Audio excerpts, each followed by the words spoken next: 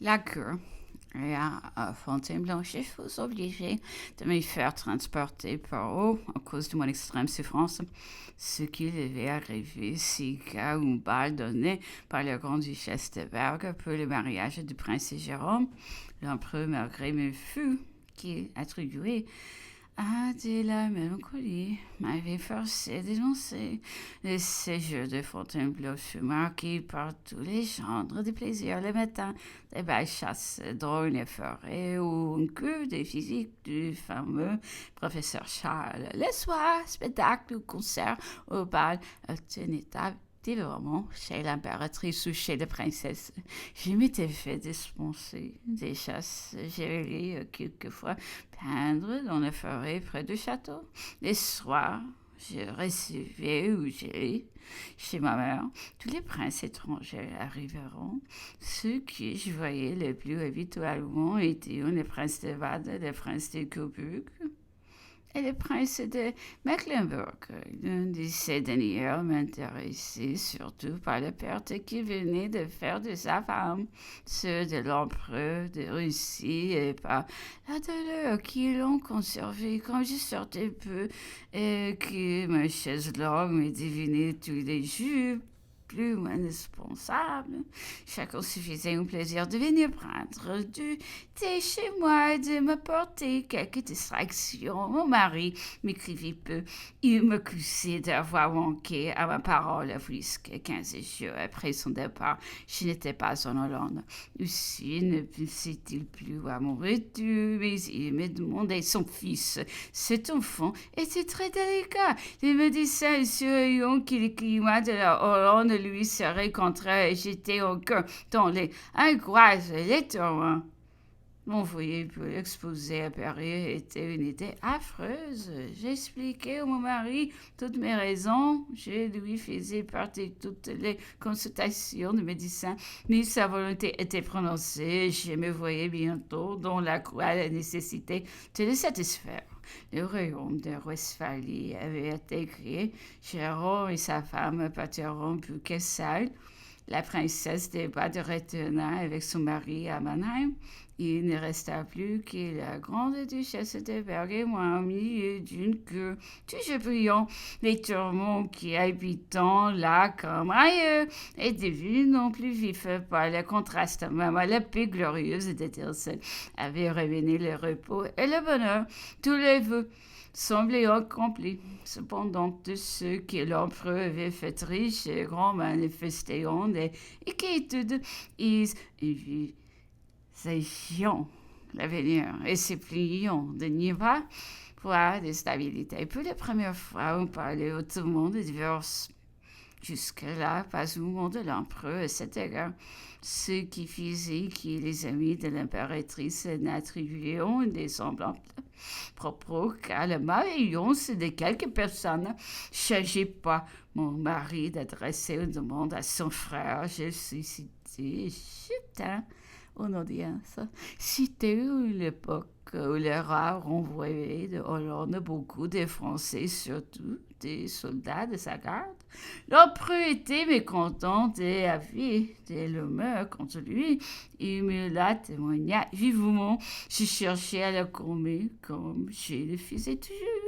Je l'ai prié de permettre des Français de porter l'ordre de Hollande et par là de sanctionner l'institution de cet ordre. L'empereur me déclara que quant à lui, il ne le porterait jamais puisque le roi avait crié dans le moment même où il lui avait conseillé de ne rien faire. Quelques jours après, pourtant, il autorisa un de ses ministres, M. Moulin, à le porter. Puis, l'entretint aussi de la volonté de mon mari d'avoir son fils près de lui et des dangers que les médecins me faisaient redouter à cause du climat et de la faiblesse de l'enfant. Voici ce qu'il me répondit. Son père le demande. Il n'a pas encore 7 ans. Je n'ai pas le droit de le retenir. C'est le seul fils de la famille. S'il retourne en Hollande, il mourra comme l'aîné et la France entière me contraindra de divorcer. Il n'a pas de confiance. Mes frères tous ambitieux d'ailleurs. Je ne porte pas mon nom, mais Marie Le Pen, qui je me donne, peut assurer le repos de la France. Après moi, ce serait une anarchie complète. Mon fils de moi peut te mettre seul tout d'accord. Et si je n'ai pas divorcé, mon attachement pour votre mère m'a seul empêché jusqu'ici, car c'est le feu de la France. Il se manifestait à la mort de votre fils, qu'on croyait aussi le mien. Vous savez tout ce qu'il y a d'absurde dans une telle supposition. Eh bien, vous n'auriez pas ôté la pensée à toute l'Europe qui cet enfant était de moi. Il s'arrêta au mouvement de surprise que j'ai témoigné et continua. L'opinion n'a été pas plus mauvaise sur votre compte. Vous êtes généralement estimé, mais on l'a cru. Il fit un pause et reprit. Il était peut-être heureux qu'on le crut aussi, et je regardai sa mort comme grand malheur. J'étais si saisie qu'il debout auprès de la cheminée, je ne pouvais articuler un mot. Je n'entendais plus ce qu'il disait. Cette réflexion, il était peut-être heureux, quand le cou semblait m'ôter un voile dessus les yeux et jeter le trouble dans toutes mes idées, mais surtout frapper droit à mon cœur, plus cruellement fraissé que tout le reste. Le reste, comment?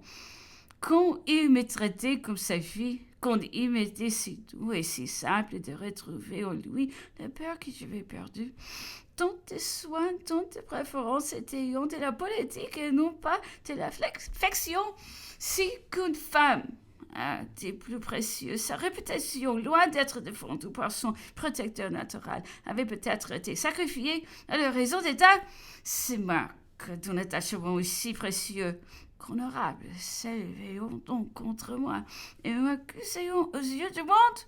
Il avait pu me croire coupable au lieu des témoignages mérités d'estime que je vais penser requis.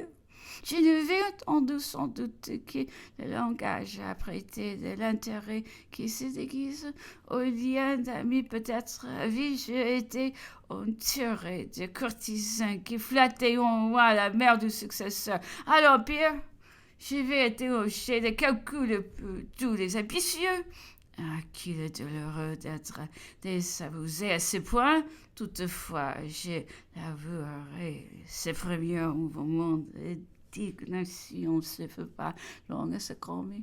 Le mal que nous vivons des autres et dont nous ne portons pas en nous de secrets reproches nous éteint sans nous blesser profondément.